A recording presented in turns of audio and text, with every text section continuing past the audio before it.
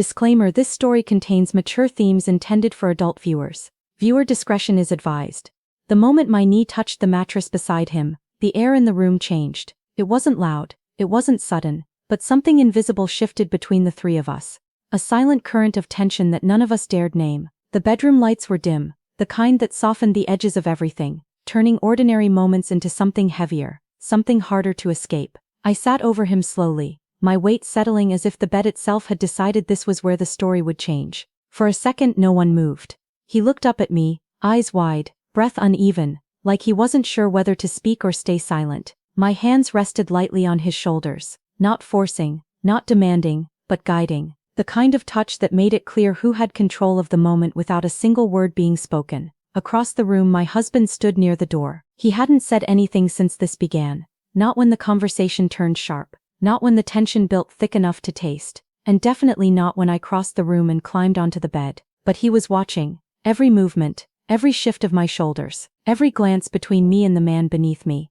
His eyes followed it all with a quiet intensity that made the room feel smaller, tighter, like the walls themselves were holding their breath. The man beneath me let out a slow exhale, his hands hovering uncertainly near my waist as if he wasn't sure whether touching me was permission or a mistake. "Relax," I murmured, my voice softer than the storm building behind it. The words weren't just for him, they were for all of us. Because none of this had been planned, not like this. What started as an ordinary evening had twisted into something far more complicated. A tangled knot of emotions that had been hiding beneath polite smiles and casual conversations for far too long. I leaned slightly forward, my hair falling around my face as our eyes locked. Up close I could see the conflict in his expression. Curiosity mixed with hesitation. The kind of look someone gives when they realize they've stepped too far into something dangerous, but can't quite bring themselves to step back. Behind us my husband shifted his weight. The floor creaked softly beneath his foot. That sound alone sent a ripple through the moment. It reminded us he was still there, still watching, still part of this strange unspoken exchange unfolding in front of him. But he didn't interrupt, and somehow that silence made everything feel even more intense. My fingers traced slowly along the fabric of the man's shirt. Not crossing any lines but dancing close enough to make the air feel charged. The tension between us was like electricity, quiet but powerful, humming beneath the surface. No one raised their voice, no one rushed, but the energy in the room kept building, layer by layer, each glance adding weight to a moment that felt far bigger than any of us had expected. I turned my head slightly, our eyes met, mine and my husband's. For a heartbeat neither of us looked away. There was something complicated in his gaze, something unreadable. Not anger, not approval. Something deeper, heavier. Something that made my pulse quicken without understanding why. The room fell silent again. 3 people. One moment balanced on the edge of something none of us fully understood. And the most dangerous part, no one had decided to stop it yet. The silence stretched so long it almost felt fragile, like the slightest movement might shatter it. I was still looking at my husband when I slowly turned back to the man beneath me. His chest rose and fell under my hands. Each breath deeper than the last. Up close I could feel the warmth of him, the quiet nervous energy that pulsed between us like a current neither of us fully understood. Neither of us had expected the night to unfold like this. But here we were. My fingers shifted slightly on his shoulders. The movement small enough to be accidental, yet neither of us pretended it was. His hands hovered again near my waist before finally settling against the mattress beside him, as if he was carefully choosing restraint over impulse. "Are you sure about this?" he asked quietly.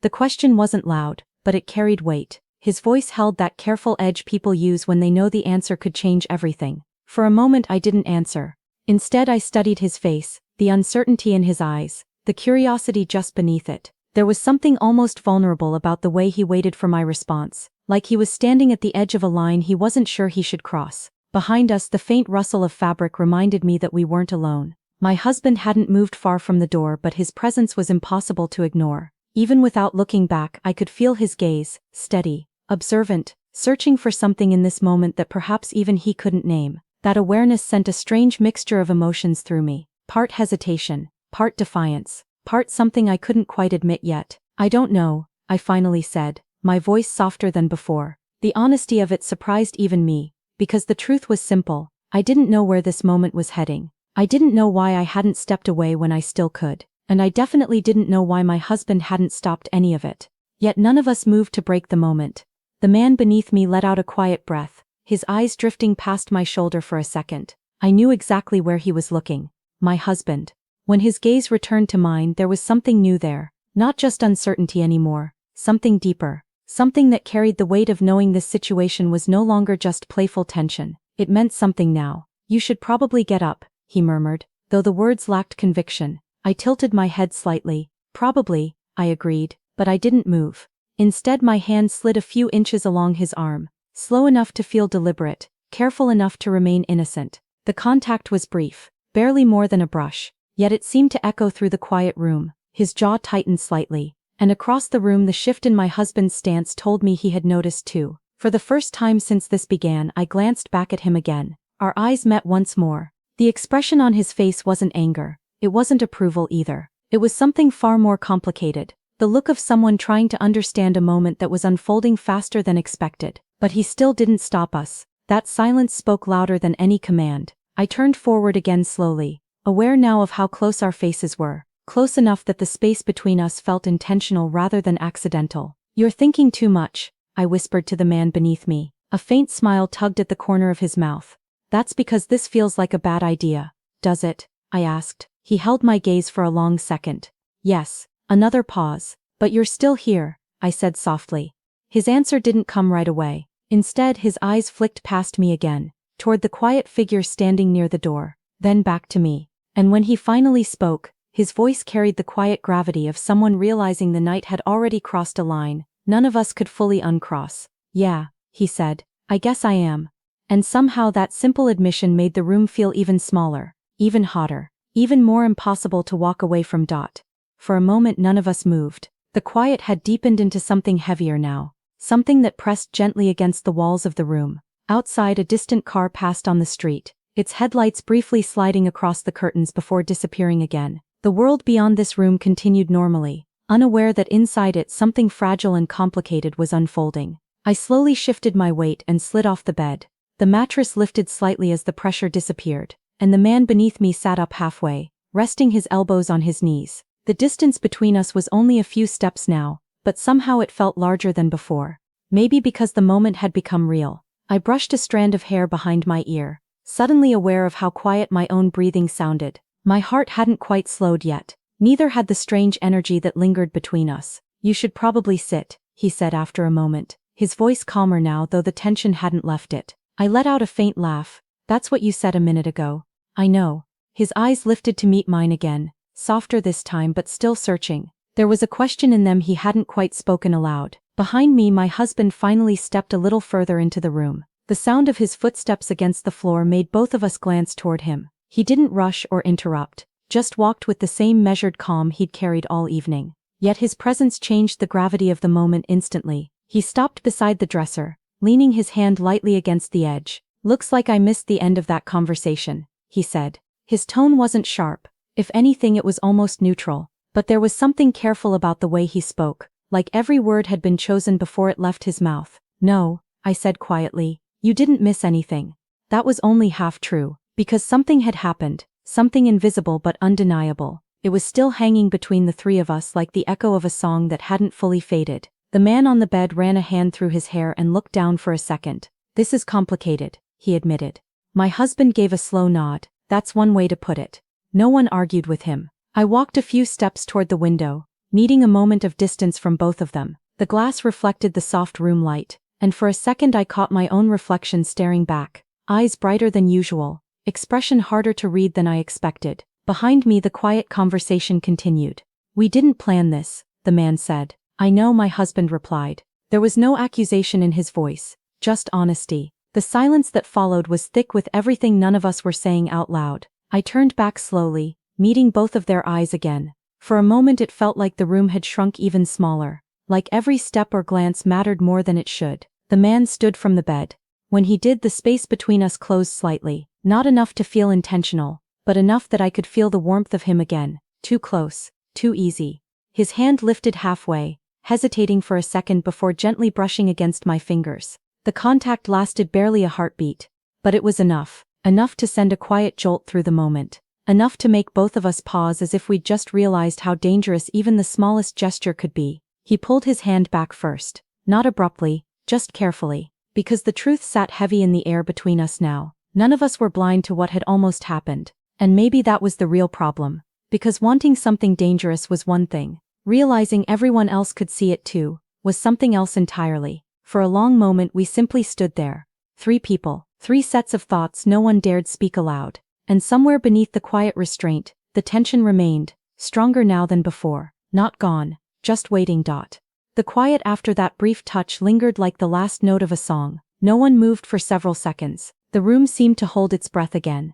the same way it had earlier in the night, but this time the silence felt heavier, fuller, as if every emotion had finally surfaced at once. I looked down at my hand where his fingers had brushed mine only moments ago. Such a small thing.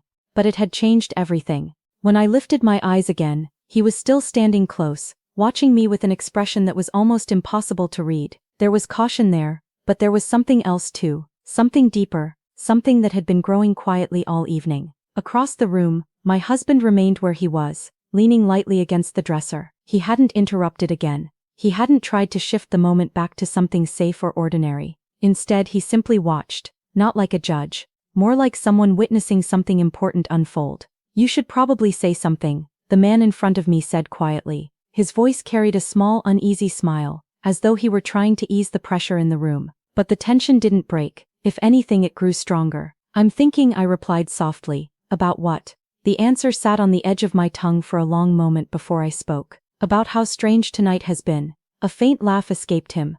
"That's one word for it." Our eyes held each other's again, and suddenly the distance between us felt far smaller than the few inches separating our shoulders. "You know what the problem is?" I said. He tilted his head slightly. "What?" I hesitated, glancing briefly toward my husband before looking back. "The problem is none of us are pretending anymore."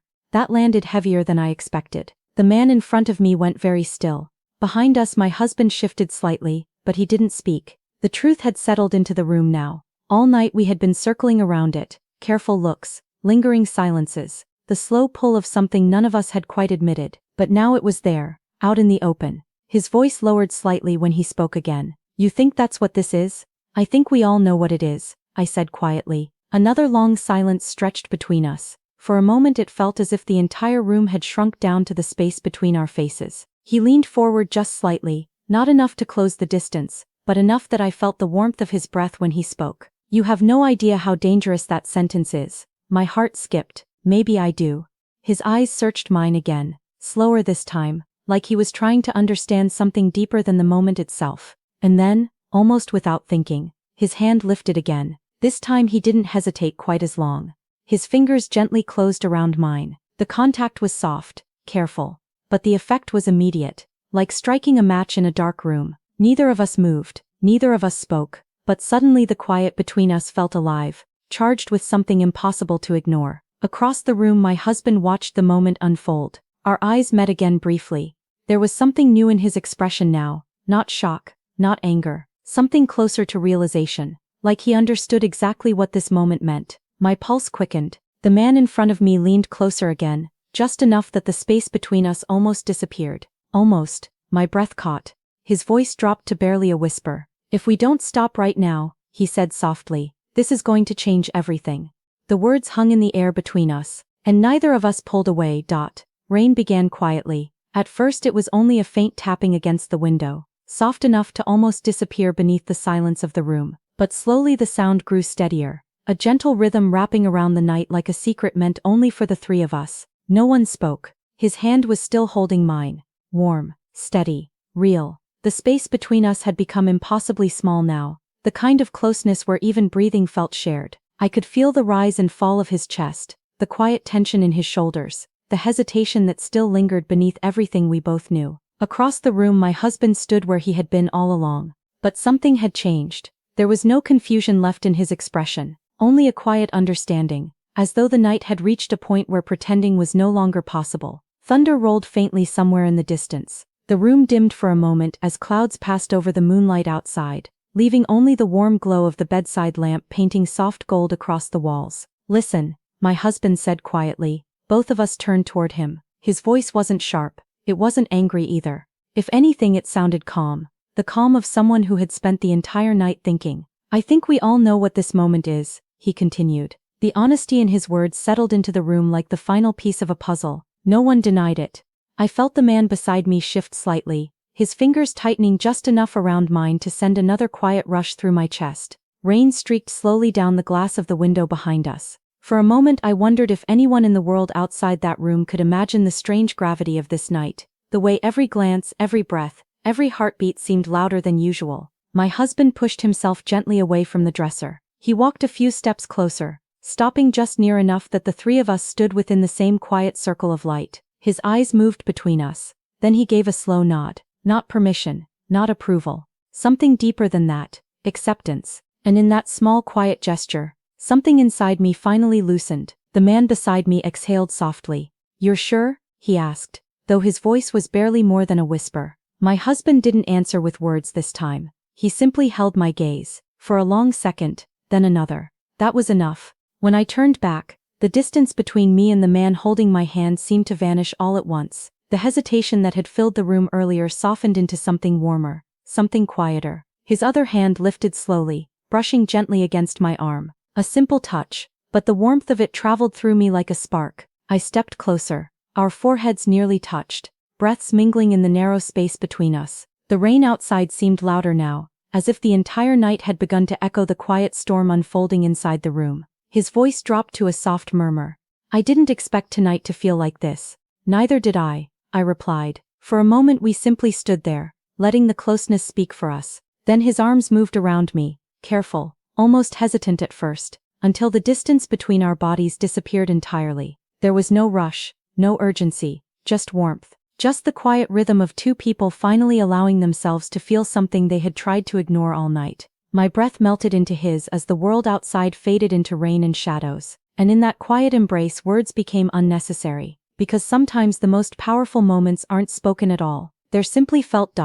Morning arrived quietly. The rain had stopped sometime before dawn, leaving the world outside washed and pale beneath a soft gray sky. Thin light slipped through the curtains, stretching slowly across the bedroom floor like it was careful not to disturb the fragile quiet inside the room. For a long time none of us spoke. The night had ended hours ago, yet its presence lingered in the air, not in the form of chaos or regret, but in something more complicated, something quieter. I stood near the window watching droplets slide slowly down the glass. The city outside was waking up, cars beginning to pass, distant sounds of ordinary life creeping back in. Behind me the room felt different now, not tense the way it had been the night before, but not entirely comfortable either, just thoughtful. The man who had stayed the night sat at the edge of the bed, leaning forward with his elbows on his knees. His hair was slightly messy, his expression distant as if he were replaying every moment of the previous night in his mind. My husband stood near the doorway again. Strangely, almost the same place he had stood hours earlier when everything had begun. But his posture had changed. The tension that once held his shoulders rigid had softened into something more reflective. His gaze drifted between the two of us occasionally, not with anger, but with the quiet complexity of someone trying to understand a moment that had shifted more than just one night. "You didn't sleep much," he finally said. His voice broke the silence gently. The man on the bed gave a faint smile. "Did you?"